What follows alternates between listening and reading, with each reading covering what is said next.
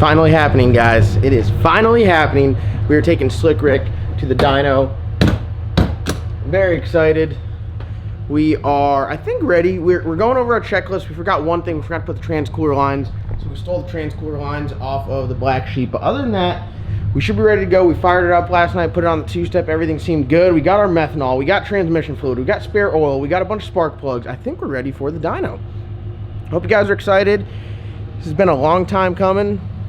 I know we're all excited here, and we're ready to get this one done and on to the next one, and then get it tested at the track and start whooping ass. So the first step to doing all that is going up to TCAM Performance, putting the car on the hub dyno, shaking it down, getting some numbers, getting some data, getting the tune-up right, and then go to the track and test. So we're gonna hop in the old Dodge here. We are going to ride up TCAM Performance and make it happen. All right, y'all, we made it to TCAM, got everything unloaded, getting it strapped down on the dyno. I usually like tell people like before I film, like, hey, I'm gonna get my camera and film, but I film up here a lot with Kevin and Sammy and all these guys, so I'm not even gonna see him, so walk in filming.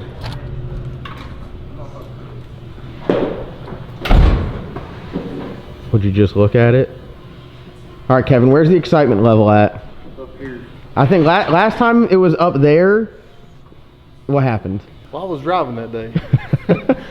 And then after that, we took the motor apart, and Kevin put a tune-up in there, rod bearing delete, and broke a main cap delete. Yeah. Oh no, we like to give Kevin a hard time because he was the last person to drive the Red Lobster, and when it had a known issue, but it was personal best, right? That's all that matters. No, it PB'd. And if it didn't shut off, you're going to force ass all day. All day. Dead man walking. Yep. All right.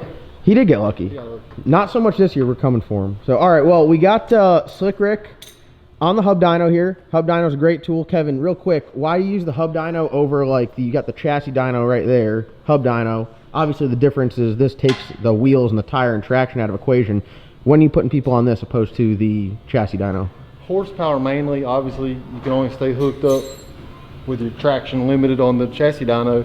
This guy here, as you can see, is bolted to the axle, so you ain't gonna spin. We can actually simulate an entire run here. We're gonna leave off trans brake, go through the gears, lock up on. I know, John, you're a fan of that. So Matt, you hear this, man? Oh, you hear this, man? So there's a lot of things that we can simulate here. Pretty much everything as far as working and functionality of everything.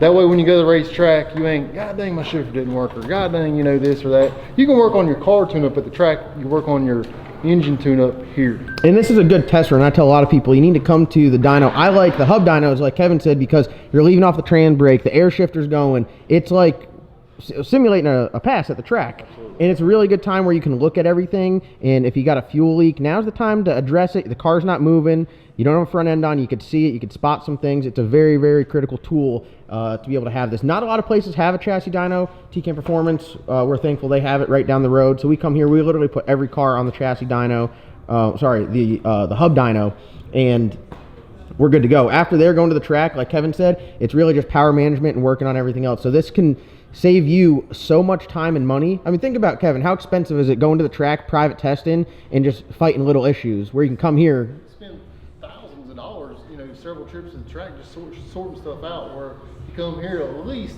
you know, everything's going to work as it should before you even go. Yep. So that's why we do it. And then also, we're big internet record people, so we like to put a big number up just to make people either happy or very sad. So Kevin, where are we going horsepower wise? I'm saying we're making at least 4,400.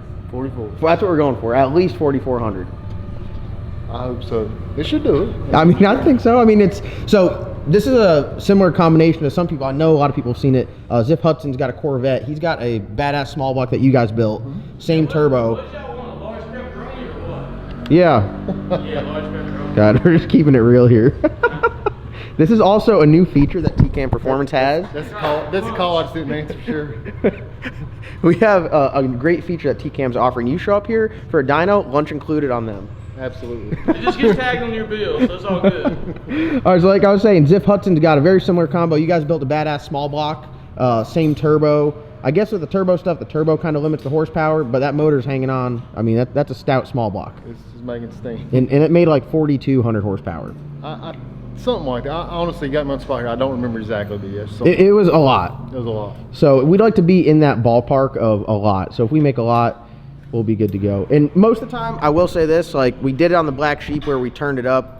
We only made 30 pounds of boost on the dyno. At the track, we run about 50, 55. So to be completely transparent, not sure how much we will turn this up, but we're gonna lay down a good number. We use the dyno here as a tool, like we said, get the tune up close, make sure everything's working good. What do you got going on down there? Got a plug. There's a lot of guys that come to the dyno, and we don't necessarily have to stretch your stuff out at 80 pound of boost. I mean, it's not a must. As a matter of fact, I tell a lot of times people come here and we're making 2,000, 2,500 horsepower, or maybe even 1,500 horsepower. It depends on the car the guy's got. And I'm like, wait a minute here. You know, sometimes people don't want to just keep stretching the number on up, taxing your motor for no reason. When, man, you got a whole shitload of stuff to sort out on your car before you can even think about putting down 4,000 horsepower. So you got to ask yourself, well, you know, sure we can. I know, assuming everything works right, we can make that kind of power here, but we got to make sure we were able to get this down the track to a certain degree too. Exactly. Yeah, my number doesn't mean you have a fast car. Yeah. My point is we can push this thing and we can shove the crank right on the ground, but let's not do that. All right. It ain't made the car fast, so you got to take it with. You got to be smart about it. You know, we're trying to make this car and John and our team fast. You know. Dyno number's good and all, but truthfully, we're trying to make sure everything works, the tune is close enough, good enough, and good as we can get before we go to the track. Yep. One other thing I do want to mention, we try to be good about it. We run the car before we come up here, check for leaks. We try to rev it, make sure everything's good.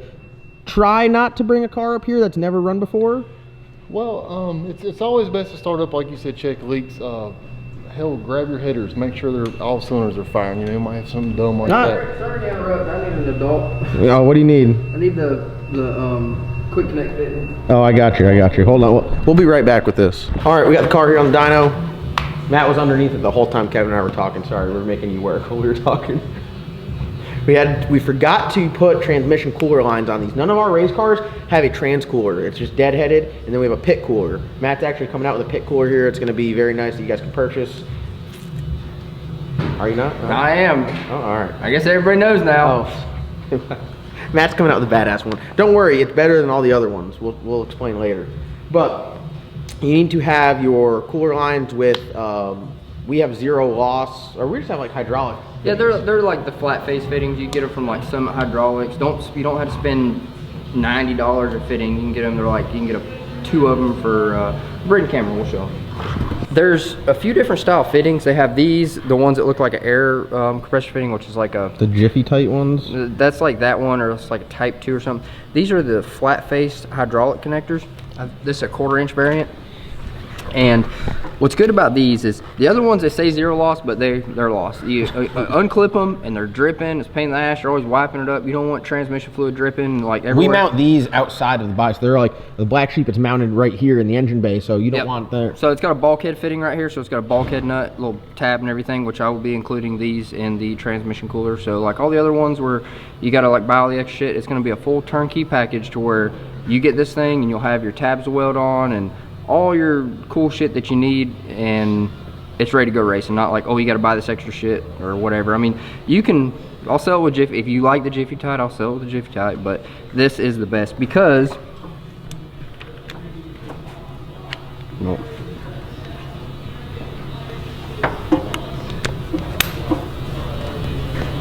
okay. No loss. Yep. No fluid.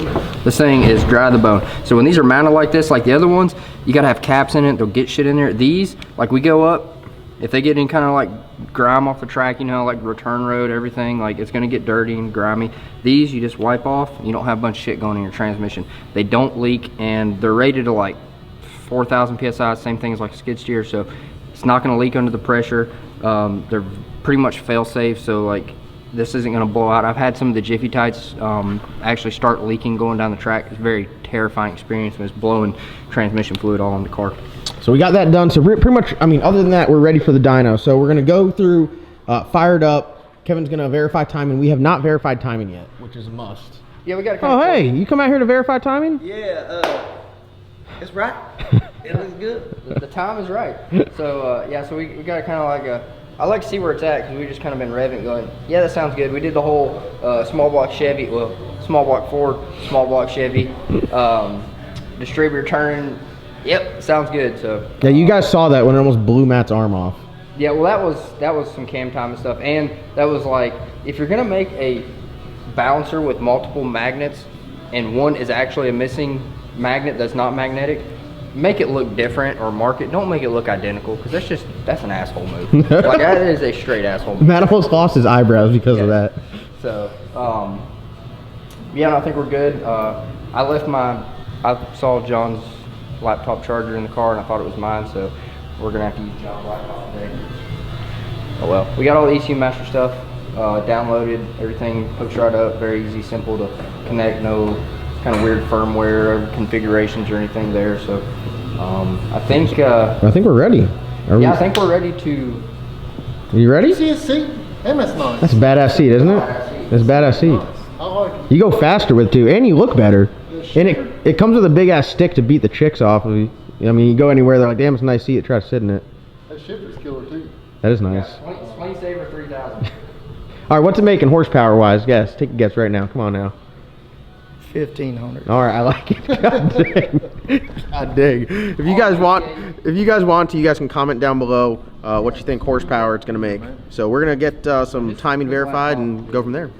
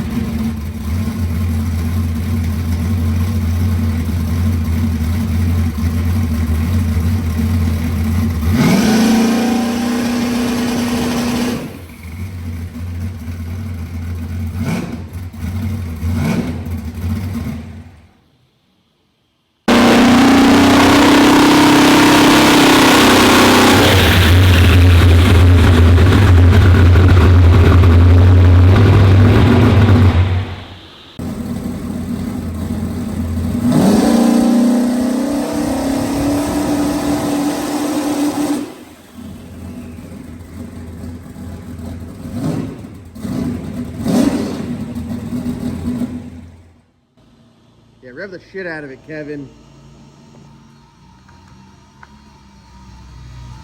I think it's on the chip. Sounds good. Saturday.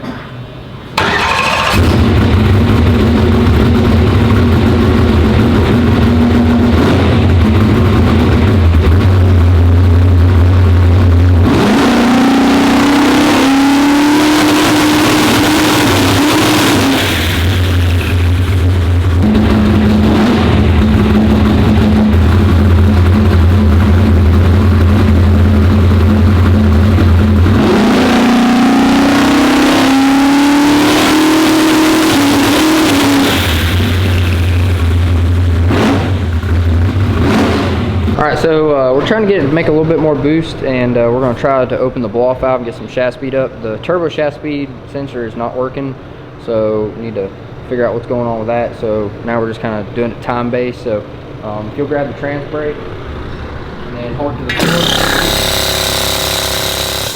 and it's shut. So hopefully during that time that it's open, it's going to get a lot of shaft speed up, and then when it closes it, Should make a lot of boost. It should. like I said, might need a little bit of tuning, but right now we're just trying to get it where it's not falling in and out of the 3-step. So this is just a theory. Yeah, no, yeah. We'll see what it does this time. Science. Some science shit right here. All right.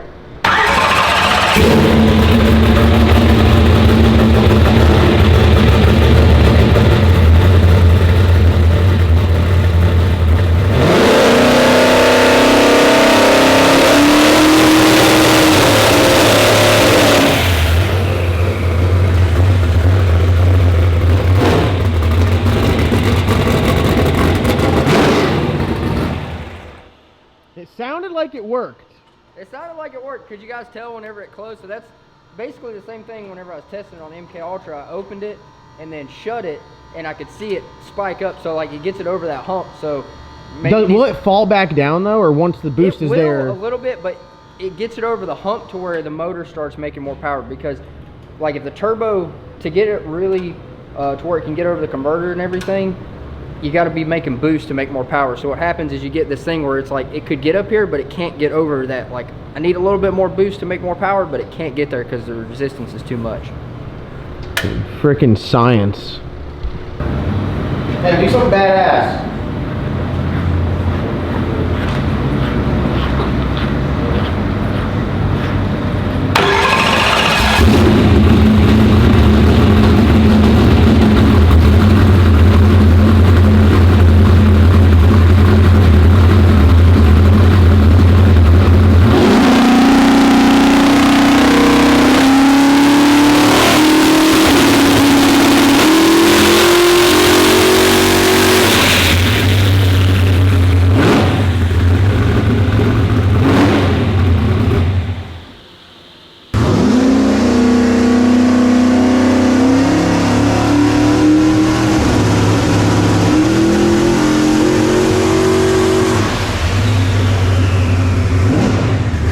Step out here where it's a little quieter. We got the fans going down, transmission cooler going, fan on the motor, vacuum on the valve covers, so we're getting the car cooled off.